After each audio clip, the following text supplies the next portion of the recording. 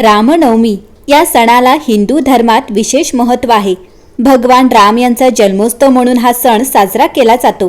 पंचांगानुसार दरवर्षी चैत्र महिन्याच्या शुक्ल पक्षाच्या 9व्या दिवशी रामनवमी साजरी केली जाते।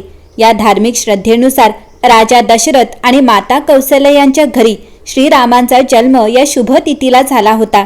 त्यामुळे दरवर्षी भगवान रामांचा हा जन्मोत्सव मोठ्या उत्साहात आनंदात साजरा करतात।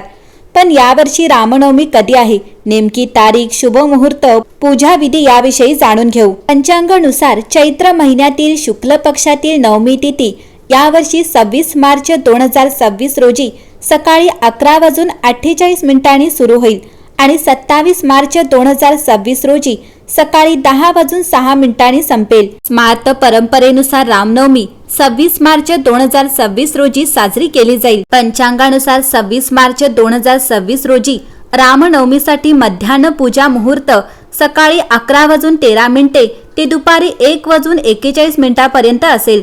रामनवमी हा सण भगवान श्रीरामाचा जन्मदिवस म्हणून साजरा केला जातो। रामभक्तांसाठी हा खूप महत्त्वाचा दिवस आहे। या शुभ प्रसंगी भक्त विविध विधींनी भगवान श्रीरामाची पूजा करतात। रामनवमीच्या दिवशी भगवान श्रीरामासह माता सीता, लक्ष्मण व बजरंगबली यांचीही पूजा केली जाते। धार्मिक मान्यतेनुसार भगवान श्रीराम हे भगवान विष्णूंचे 7वे अवतार मानले जातात। मंडळी, रामनवमीच्या पवित्र दिवशी सर्व राम मंदिरात आणि भक्त घरात देखील पूजा करतात। स्नान केल्यानंतर स्वच्छ वस्त्र परिधान करून तुम्ही रामाच्या मूर्तीला पंचामृताचा अभिषेक करू शकता।